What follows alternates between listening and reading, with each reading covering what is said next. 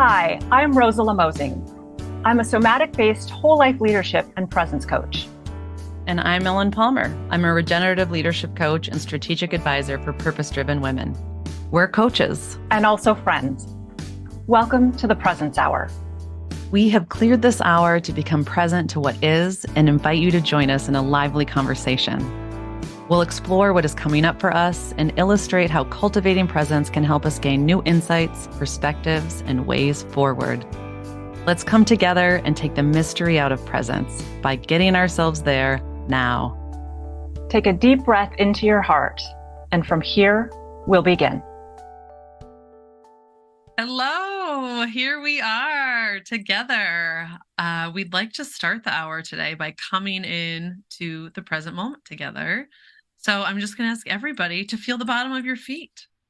And I like kind of wherever you are, you can unless you're driving, probably just move your feet back and forth on the floor, kind of rubbing them and creating a little bit of heat. And then just taking a deep breath. Noticing where you are in your body, noticing the room that you're in. I also like loosening my peripheral vision a little bit. And I'm going to invite you to notice one thing that you didn't notice before you loosened your peripheral vision. To help you come into the present. What is there? What is right there in front of you? Does that seem like a good place to start, Rosala? Here we are. Yeah, it does. It does. Thank you for that. Yeah. I was also wondering if we wanted to start with a little mood check about both of us, what our current mood is coming into this space together. Yeah. I'm feeling, I guess, a little excitement. How about you? Me too. I was going to say excitement. And I have this sense of openness. I was like, is the excitement, do I feel eager? I feel like there's something, kind of like the Christmas morning, like you don't know what it's going to be, but you're excited about it. Yeah. That's how I feel. Yeah. Yeah. And so for those of you that are, this idea of a mood check is a new thing, we do this as just a way to notice what's here with us right now, where we are in this moment. And it's a way, I guess, to begin to learn to notice your emotions, identify them, feel what's there, notice the sensations in your body, perhaps even, but just to start with, what are you feeling emotionally?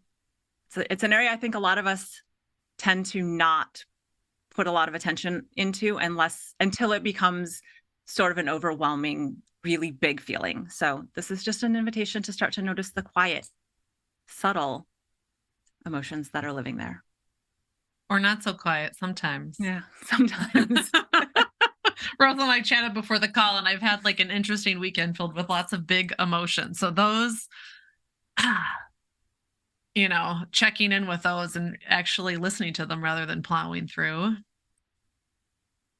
Noticing where you're at, wherever it is where you're at. So we invite you all to do a mood check now, check in with your mood. This is how we're feeling. You're listening to this whenever time or day. How are you feeling right now? What's your mood? And just take a breath into it, and that's it. No changing, no judgment, just noticing. And there's actually a tool that I might want to offer, if that's okay, for the people that maybe aren't sure what you're feeling, because I know that can be something that this can be foreign. One of the ways that I begin to learn to sort of differentiate is there's a graph called the mood meter. And so if you're not really comfortable or familiar with sensing into your own mood, if you think about your emotional life being on a grid from unpleasant to pleasant and from high energy to low energy or intensity, high and low intensity. If you just sort of plot out where on that grid are you right now? Is it very pleasant, very unpleasant? Does it have a lot of intensity, low intensity? And just sort of orient that way. That can also be a helpful way in. I have an app, I can't remember what it's called, but that's what it uses, that grid, Yep. and you can find your emotion within the grid. Do you remember the name of the app? I, it might just be called Mood Meter. I'm not sure, but we will find it and we can link it into the notes of Yeah. this episode for those that are interested. Yeah, it actually gives you, when you go into that grid, it gives you specific feelings and emotions related to those sensations of high energy, low energy, positive, negative. And sometimes I like it helped me because I like misdiagnosed if that high energy, low Mhm. energy. Am I negative, positive? Like I was like, oh, this is kind of an okay, but am I more meh okay or like okay? And so it just Yeah. gave me more language to explore emotion and naming emotions and really getting to know what's the sensation in my body related to the emotion so I can just expand. I think it's called emotional literacy. And they say that like Americans these days are not very emotionally literate, like that we can often say, oh, I feel good or I feel bad. Hmm.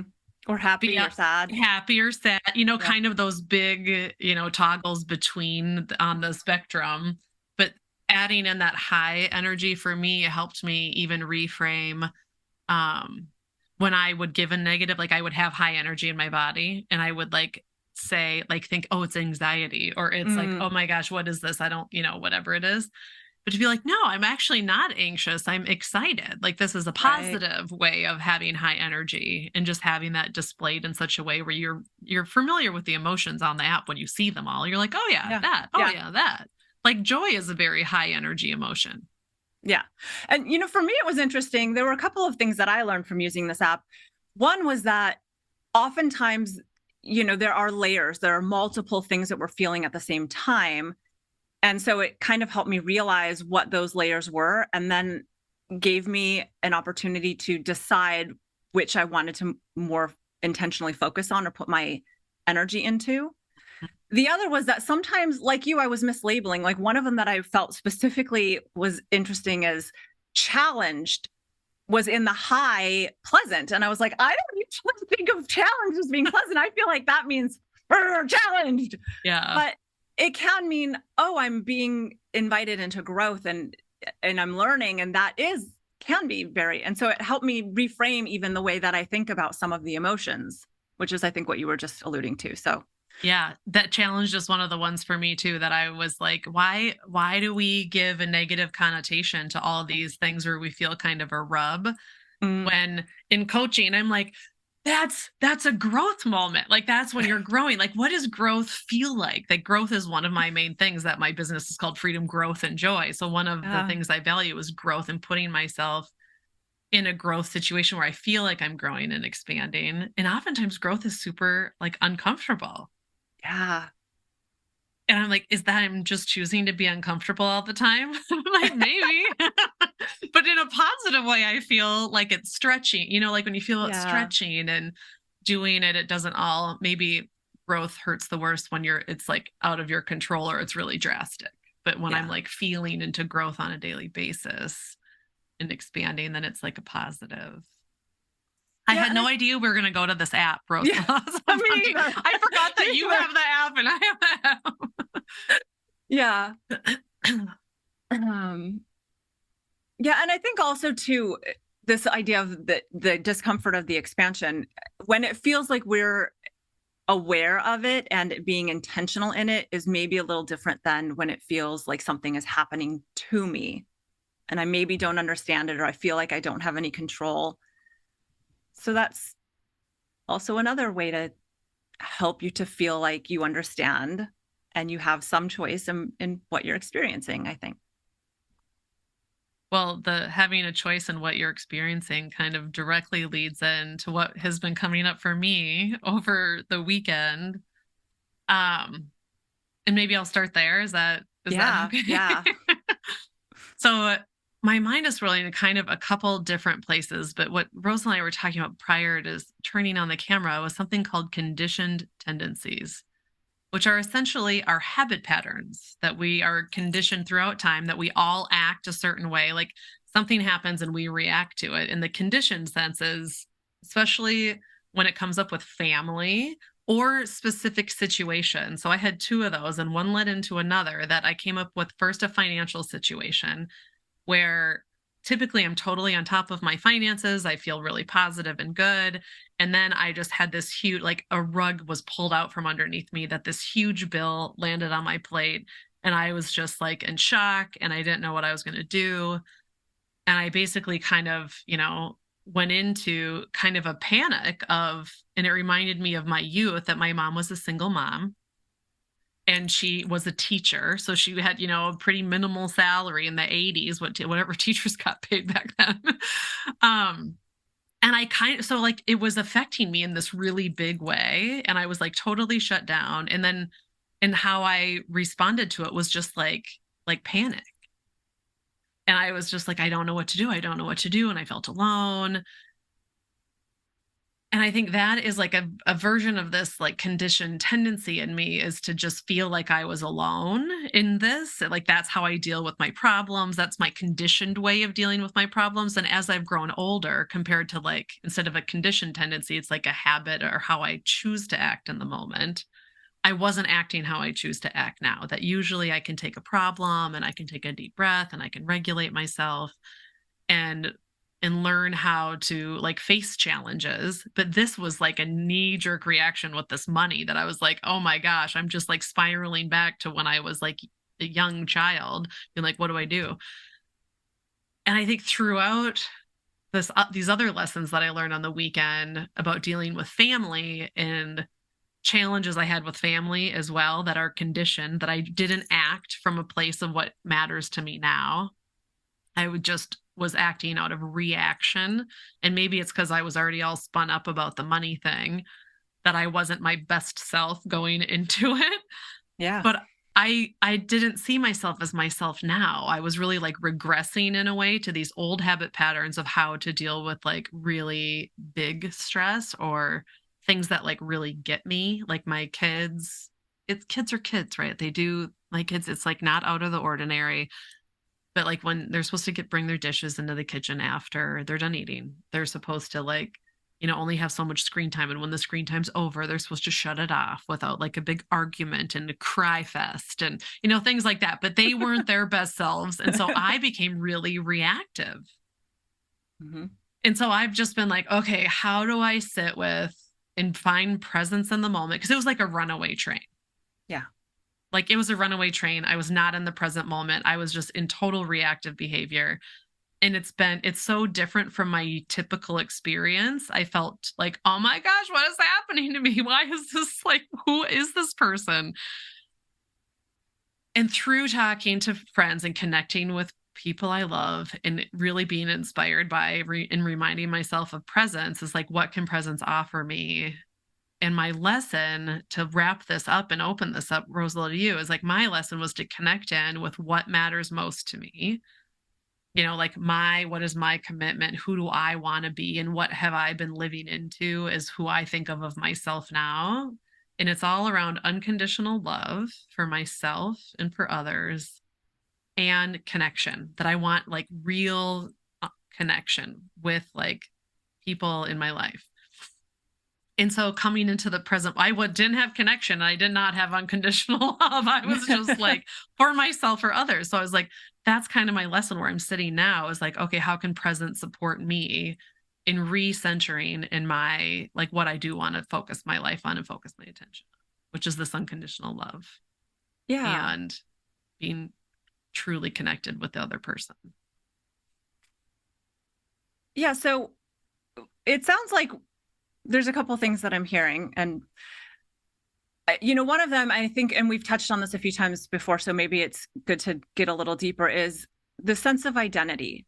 So, we have a way that we see ourselves, the way that who we think we are in the world, what we think we're capable of, and it sounds like you've become much more intentional with the identity that you want to embody and cultivate. And habit nature is unconscious and can sneak up on us. And, has years of patterning and neurotransmitters wiring together and creating these habits and these experiences. And I guess what I want to ask is, how did you, because we're all familiar. I'm very familiar. I've had several, many of these that I can reference right now of, noticing as the bus is flying by, like, oh, there went that moment. I just did that thing again. And so how did you, practically speaking, like, I know you notice, oh, I'm not showing up, but what was the thing that made you pause or stop or notice that? And what were the things that you did to start to shift into that orientation of, this is who I want to be, and this is how I get closer to that in this moment? That is a really great question. And it's making me think back to what were the kind of small series of events that led me back into presence. Mm-hmm. And for me, with growth, that I'm always like learning, and I learn through connection with others. So whether it's, I went to a continuing education call put on by the Strozzi Institute, their somatic leadership based coaching firm.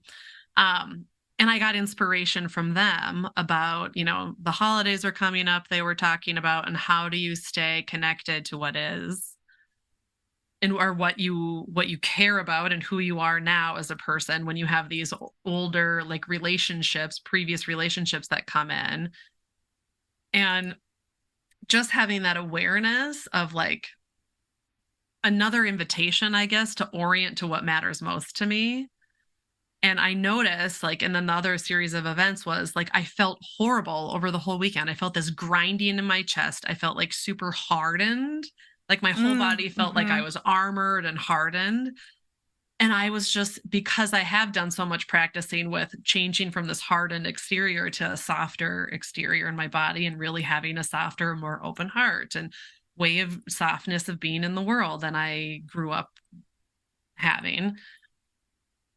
And I think that hardness was so jolting to me. I was like, oh my gosh, I don't even know. I was like disoriented and was like, I don't even know how that happened or how I could be so hard. How can I shift back to being more soft? Like, I just didn't like the feeling in my body anymore. It was like the moment where I like came into presence and was like, this feels like crap to have this feeling. And then I felt really crappy of the interactions I had with my kids and with my lovely sister who was staying with us for the weekend, who I love being connected to, but she also didn't get my best self in the moment. And maybe I lost some moments of connection that we could have had together because I was kind of wrapped up in my own conditioning of like, this hardened pattern. And I think those are a couple of important things that you're talking about, is that these hardening or like almost armoring patterns that we get into where it's really self-protective. And there's a relational dynamic to it as well, right? Like, you can decide you're going to be all of these wonderful things, and the outside world comes at you. Other people behave how they behave. They behave how they remember you to be. They react to the former you, not necessarily the present you. And so how do you maintain, actually, this is who I am now, when they're responding to who you used to be and they're interacting with you as though you are that person still?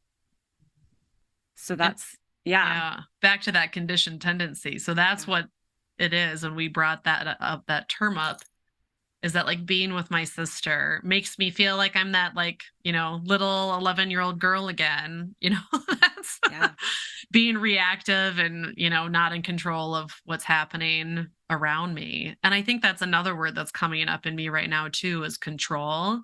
That maybe the financial, like loss of control, that I felt I had no control over this financial bill that landed on my lap, like totally out of my control, because I would never let anything like that happen to me, kind of thing. And then all of a sudden it happened.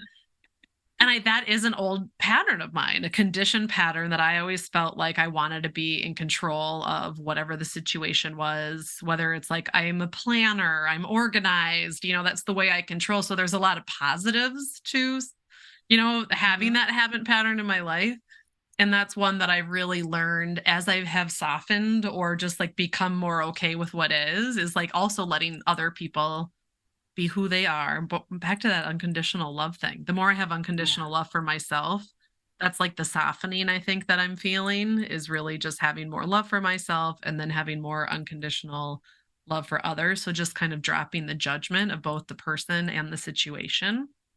And that's the work I've been doing over several years, and how I kind of feel normal But this just totally put me back into judgment and like control. And so that's what I'm like realizing in real time. It's like, is that self-love being compromised because I let this financial thing happen to me that feels, like I let it happen to me when really it does seem out of my control? But am I like blame? So I'm kind of went into a big blame thing, like blaming my kids that their behavior isn't better and they should know better, and blaming, like whatever dynamic between my sister and I, kind of old patterns.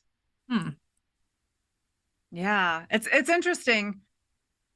I'm not sure how far we want to get into this, but it's kind of bringing up another framework that you and I are both familiar with called the drama triangle. And if you're not familiar with that, it basically says that often we will tend to play out one of three roles when we're somewhat dysregulated.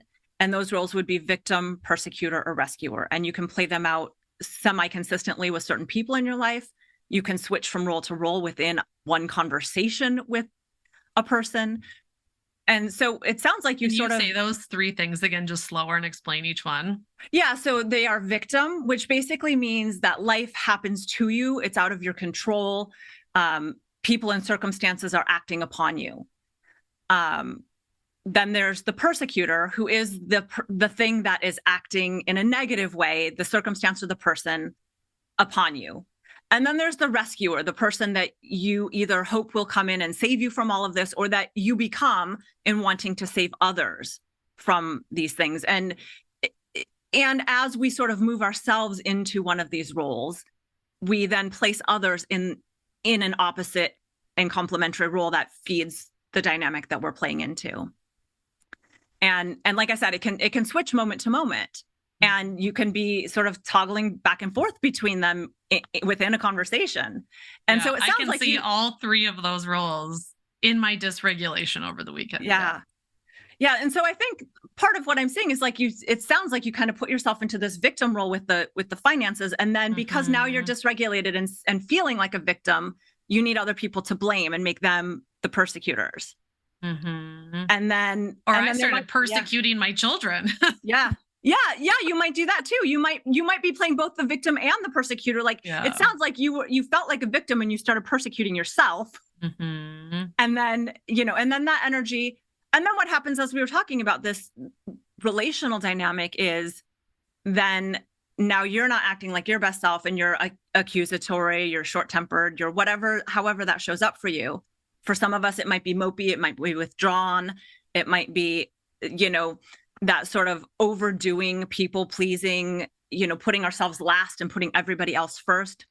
However it shows up, then that also informs those around us and colors how they might show up.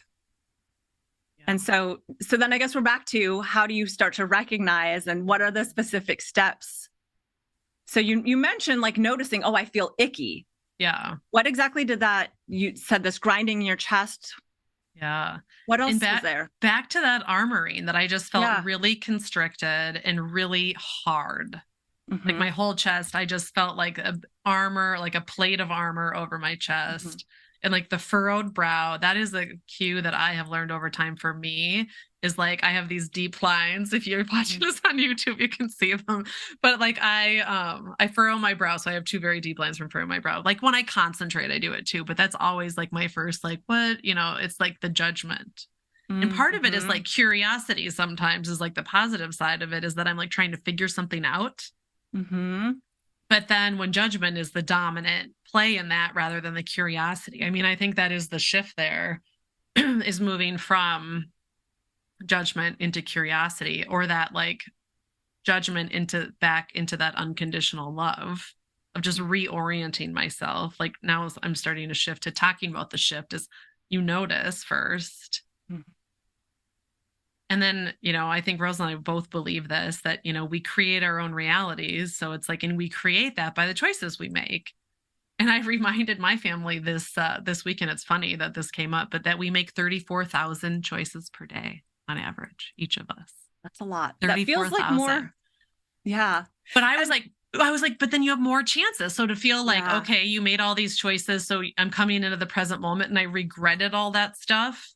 But now what can I choose now? And that's what happened like sometime on Sunday during the weekend. I was like, okay, what can I choose now? Because this is not what I want to choose. Yeah. And so part of that then, going back to this model of this drama triangle, is there's an antidote model, which is the creator named the empowerment dynamic. And so basically what you do is, instead of seeing yourself as the victim, you see yourself as a creator. So what do I want to create here in this circumstance? Who do I want to be? How do I want to show up? Right. And instead of seeing a persecutor, you see a challenger, someone who's we just talked at the beginning of what being challenged feels like. And so how can I begin to feel like, oh, that's an invitation to growth or to re-examine my perspective here? And then the rescuer becomes the coach. And so you're not trying to save someone or do it for them. You're extending invitations into maybe new levels of awareness, or inviting questions, inviting the person to discover their own resourcefulness. And so I'm hearing you say that you started to shift from that one model into the other. Mm-hmm. I know, I'm wondering if it would be, I'm trying to think if I could give some examples now to bring life to the triangle, because I can pinpoint probably all three of the times where I played each of those roles. Not that I was receiving them, but that I played them. Because I think you were switching between either receiving the role from another or being the role. And so in this, like, I was the victim, and I moved to creator, that I was like, okay, I want to pause. I do not want this. I want to recenter in what matters most to me, which is unconditional love and connection. So I recentered in that. And then I immediately saw my kids and my sister in a different light. Yeah. Like suddenly my kids, instead of just being like problems that I had to solve, you know, which moves over to the rescuer idea. But just to dwell on that, is that I, instead of seeing them like that, I saw them as like the beautiful creatures that they are, that they're just like, you know, when you really are sit still and present with a child, they're just like magical little beings, like the way their eyes light up and what they're thinking about and how they move through the world. So I moved to that and I saw them in a whole new light. And then back to that rescuer, where I wanted to rescue the situation, you know, because they're not doing things the way I want them to do them. So I'm going to come in and rescue and make sure they know what they're supposed to be doing. And because that's that kind of sneaky, like, okay, I think I'm going to rescue here, but really coaching, shifting to coaching and what that looks like with my kids, instead of saying, okay, it's time, you know, to leave the house in the morning. And so we go through like, okay, do you have your coat? Do you have your water bottle? Do you have your snacks? Do you have your lunch in your bag? Say, what's next? That's one thing that I've been working on lately. Instead of being the rescuer and telling them over and over what to do, which exhausts me and gets me angry, or like very dysregulated over time, over like many, many years of this, is moving to what's next? What's next? So they're thinking of it. So I'm moved to the coach role. And then an example of the prosecutor is that like, I'm like the blaming, shaming person, you know, like I'm blaming them and shaming them. And just to stay focused on the kid example, that like, oh, they aren't doing this well enough. They're not listening. They aren't, you know, enough, Right. You know, is the message I'm sending. And so moving to challenger and talking to them. And I'm trying to think of examples over the weekend that I did shift to, of kind of like putting the problem in their hands, like believing in them that they can do it, and be like, how would you know, like, what are you need to, because I still want them to be able to brush their, like, know that they need to brush their teeth before bed and not skip it. And so like how, like talking about how to put the challenge on them, that this is a challenging thing and they can do hard things and they can stay focused even though they want to do this or that they can do hard things, and believing in them that they can do it. So I think that's like the shift, rather, you know, as an example. Are those good examples or anything? Yeah, that makes sense. I think one of the things that's a little different that I bring up in that shift is when it's not kids, because kids, you are the adult and you are still teaching them. Yeah. But for me, it comes up a lot with friends where I feel like they're making, you know, especially friends that like to come to me for advice or feedback, or, you know, I like to be the person who has the answers. That's just part of, you know, what makes me feel valuable or valid.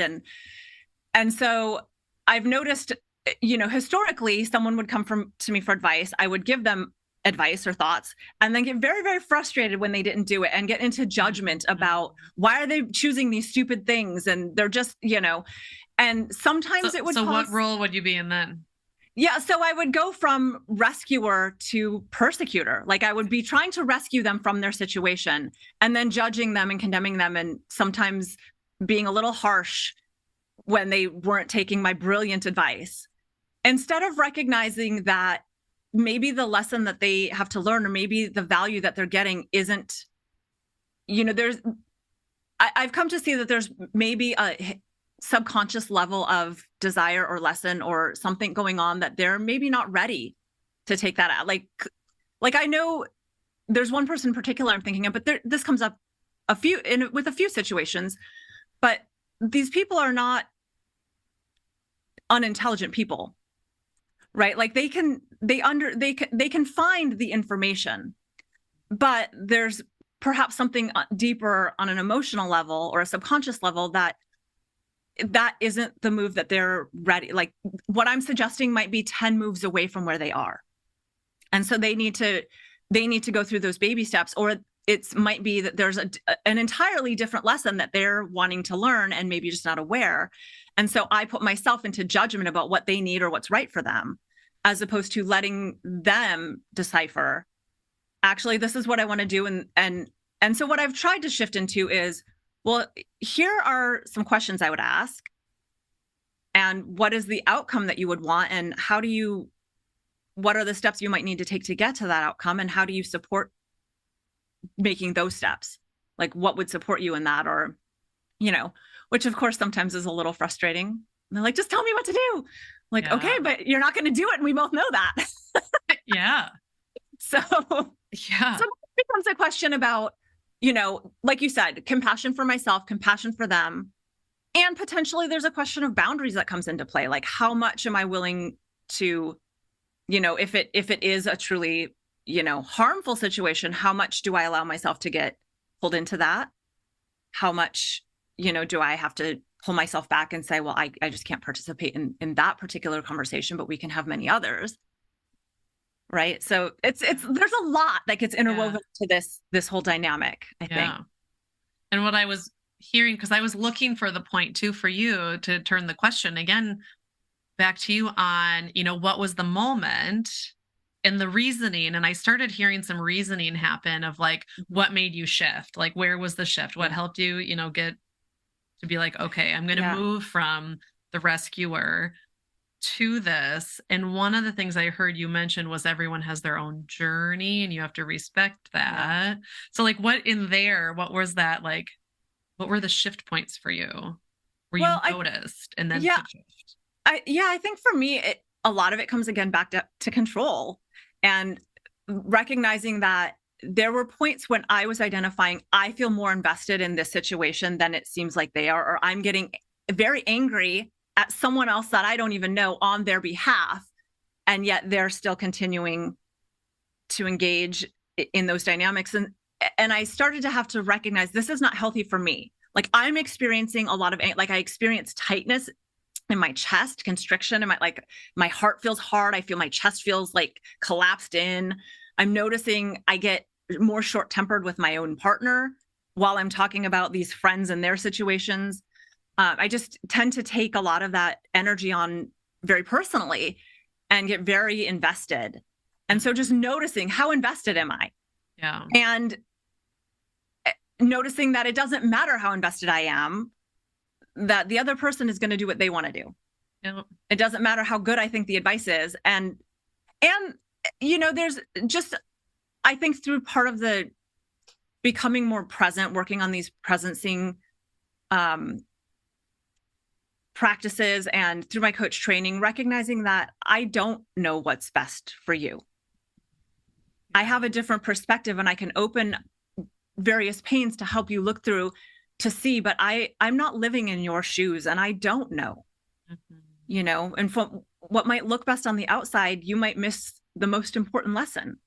And so that's been a humbling realization. And back to this, we keep coming back to this sense of identity, but, a challenge for me to let go of that part of how I think of myself and what I think about me is valuable. And part of that was feeling like I need to have the answers or provide wisdom or advice, or recognizing that's it, maybe in some circumstances when it's being asked for and when it's offered gently, Yeah. that can be true, but it's not the sum total of who I am or how I offer value. Yeah. In fact, it's probably in many cases the opposite of how I offer value. And so, yeah, just recognizing that, like you, I think just feeling icky, feeling tight and constricted and frustrated and, penned in all of the time, and not liking that, and not liking to feel like, noticing that it's causing some conflict, noticing a sense of superiority sometimes between myself and the other. And that's not what I want either. Like you, my intended way to show up is to help people feel powerful in themselves, to have agency. And so recognizing that wasn't the impact that I was having at some point, it's a process. It takes time to get down the road with all of these recognitions, but I think that's where it started to go for me. Yeah. So if I can reflect back and see if I caught this right, that you were talking about your coaching identity, who you are now and what you have like learned throughout and what you do for a living is really to help people see like they're on their own journey. That's your belief system. They have the answers. That's your belief system. Mm-hmm. I can help ask questions and show them life through different pains and different perspectives, but they're ultimately responsible for their life and the choices they make. Yeah, when you're talking about this friend, your voice was quicker. And I'm just to me, it was like that same conditioned tendency. It was like an old habit pattern. Yes. It's the old dynamic with like people that for a long period of time, and they send you into this older way of being, how you used to be. Like, I need to be the knower. My value is in giving advice because I know things and people come to me for advice. And now you've like shifted out of that. So I was like, I'm thinking about, the drama triangle talking about dysregulation.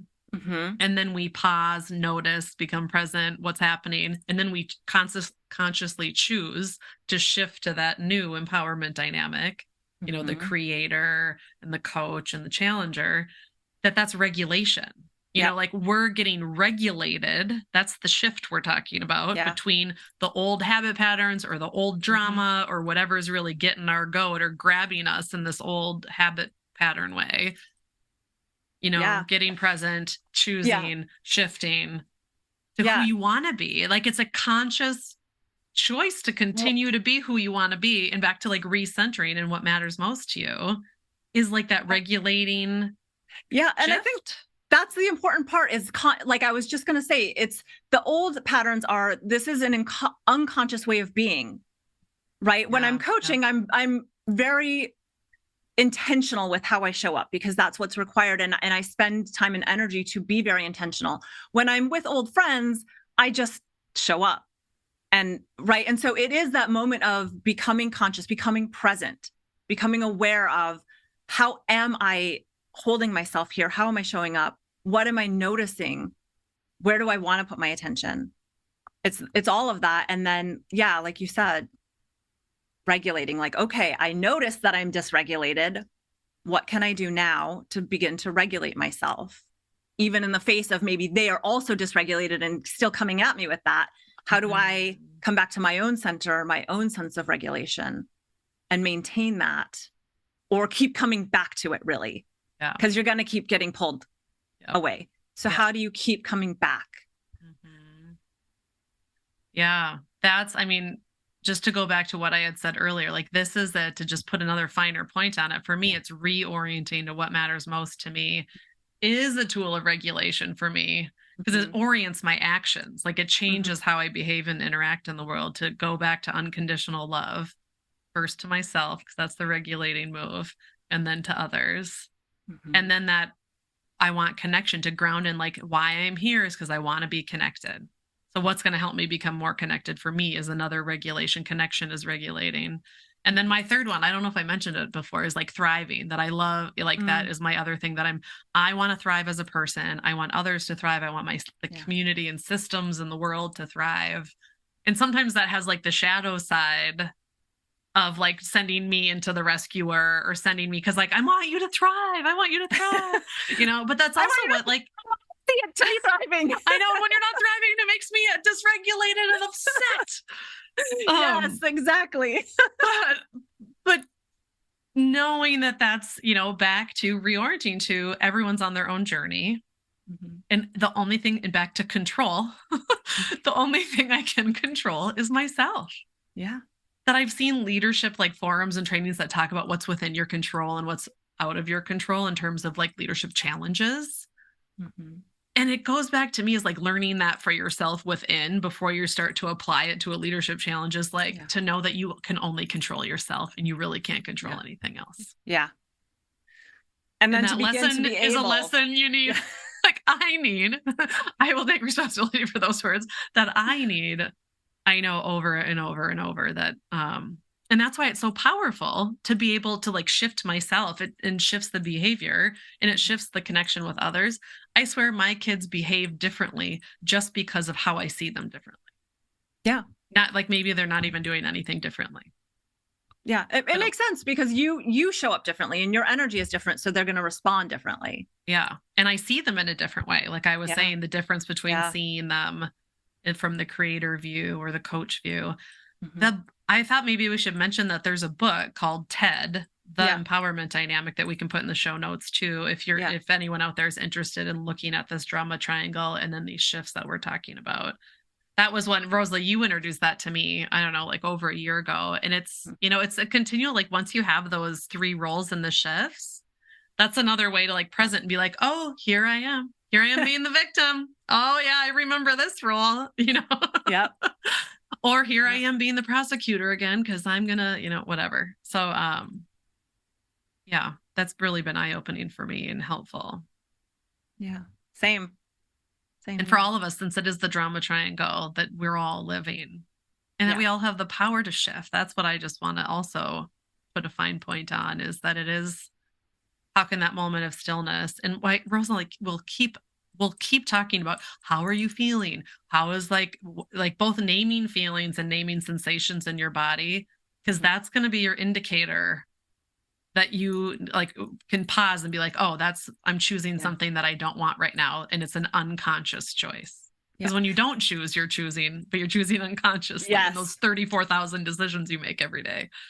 Yeah. And I think it's important. That's an important distinction too, is it's both an indicator of what's happening and where you are.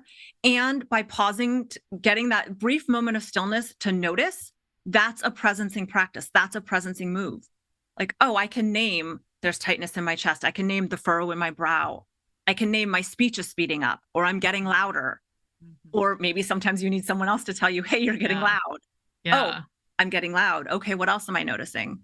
Right. And so it's both an indicator and the move to help you become more regulated. So I hope that's helpful for everyone. I hope you learned something. We want your feedback. I just want to say that again, we're going to move into a practice now that I am going to guide. We're going to end, I think if you're new to the Presence Hour, we're going to end every episode with a guided practice, kind of embody some of the things either we're talking about or just practice presence.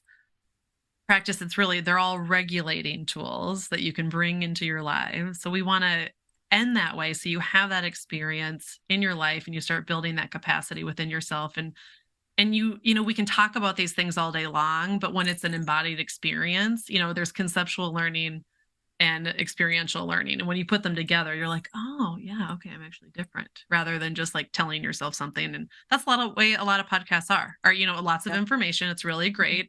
And a while later, you don't remember it unless you experience something. So we're going to try and do the experience. But I just want to say again, we want this podcast to be interactive. So we would love your comments, your feedback. Tell us what you want to hear more about. Tell us the questions that you had that came up. Tell us about something you're dealing with, and we'll bring it up and offer, what we can about like how presence can help you with that. So we encourage all of that.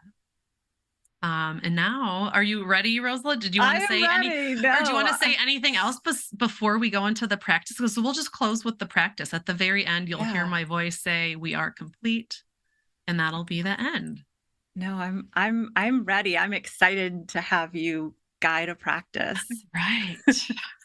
Well, let's all, start calming down and getting into our bodies again. That's always a great way to practice regulation, is coming into your body even if your body is dysregulated at the time, like right now, my heart is beating because I was very excited and we've been talking.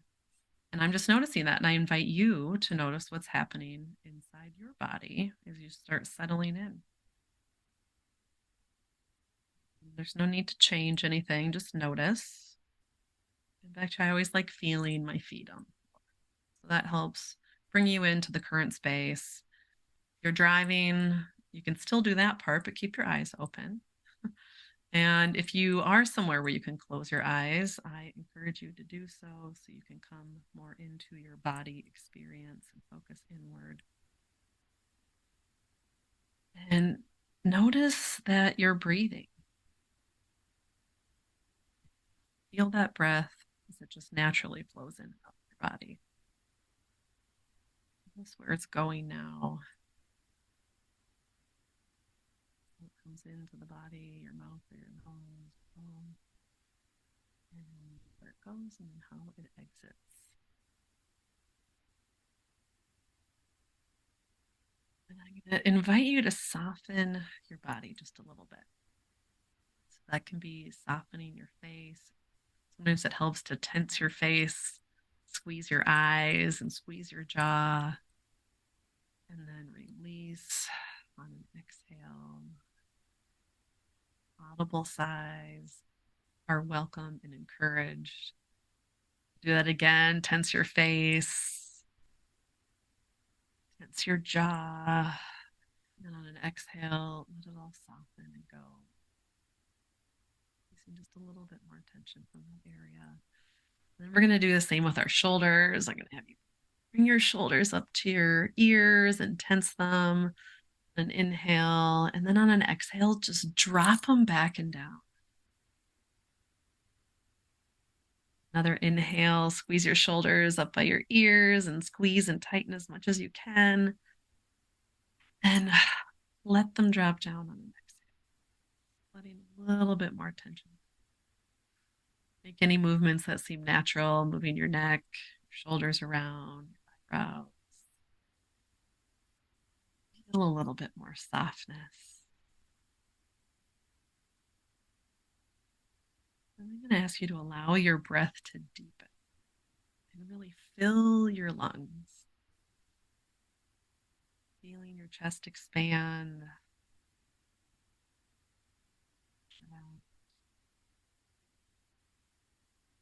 And as you continue to deepen your inhalations, I invite you to let that breath go all the way down to your belly, expanding your belly. You know, expand like a balloon, and then on your exhale, let your belly fully soften. Let all the air release in your body. Let's try that a couple more times, taking deeper, wider breaths all the way down to your belly. Expanding and letting your belly soften. Exhale. Time of your own.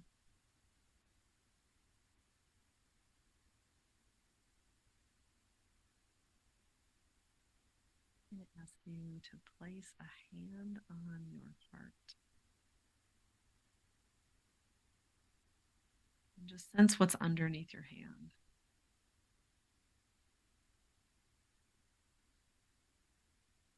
As you're breathing.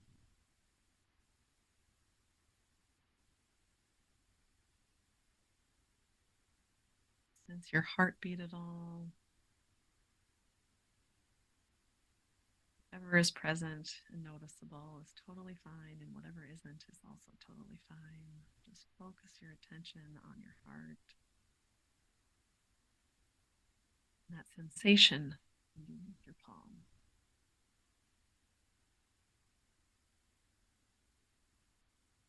And just like I did this weekend and earlier in this call, I'm going to ask you to focus on what matters most to you. So now we'll bring to mind something that you care about or what you want to be moving towards. How do you want to be? For me, that was unconditional love, connection,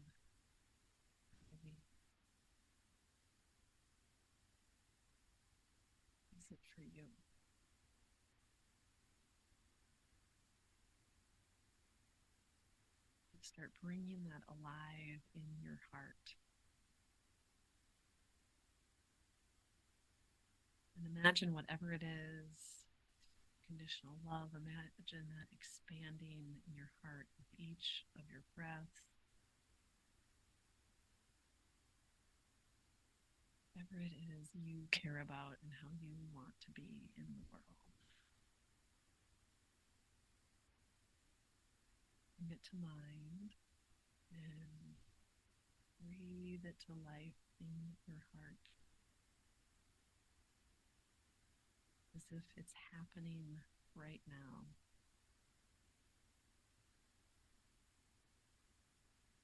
As if that's who you are and what you are now.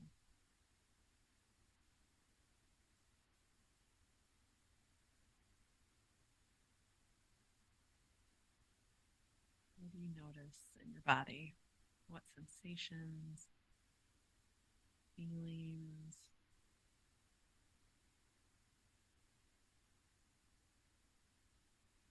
How does it feel to be centered in what you care most about?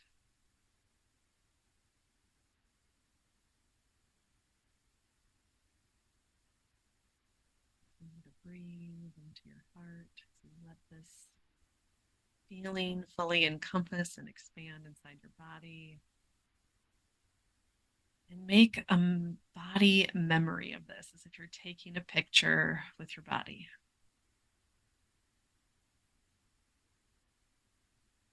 I invite you as we move into holidays, in the middle of the holidays, if you're listening to this in the present time, or any time in the future, we always have relationships, old and new, in our lives. And I invite you to center yourself in what matters most to you when you find yourself being challenged. You notice in the current moment that you are not how you want to behave. You are not how you want to show up in the world. And know that you can always return to this place. What matters most to you, you can recenter in your heart and in your body, just like we're doing right now. It is always available to you.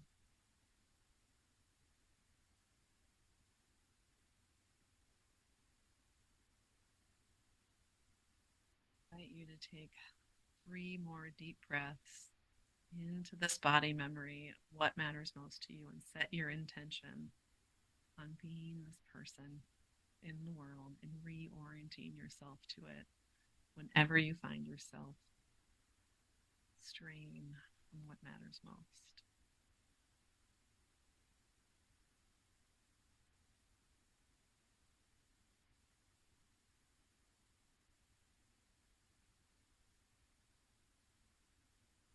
Begin to return to the present moment by wiggling your fingers and your toes and opening your eyes and bringing what matters most to you back into the world and into the present moment where we are together right now. So you can bring this into the rest of your day. With that, we are complete. Thanks for listening. We want to hear from you. Drop us a comment on what you'd like to hear more about or questions you may have. We value your input and we'll work those topics into future episodes. If you enjoyed this episode, please share it with others. Like, subscribe, and leave a rating and review. It would go a long way in helping us spread the word about the Presence Hour podcast. Thanks again, and we'll see you next time.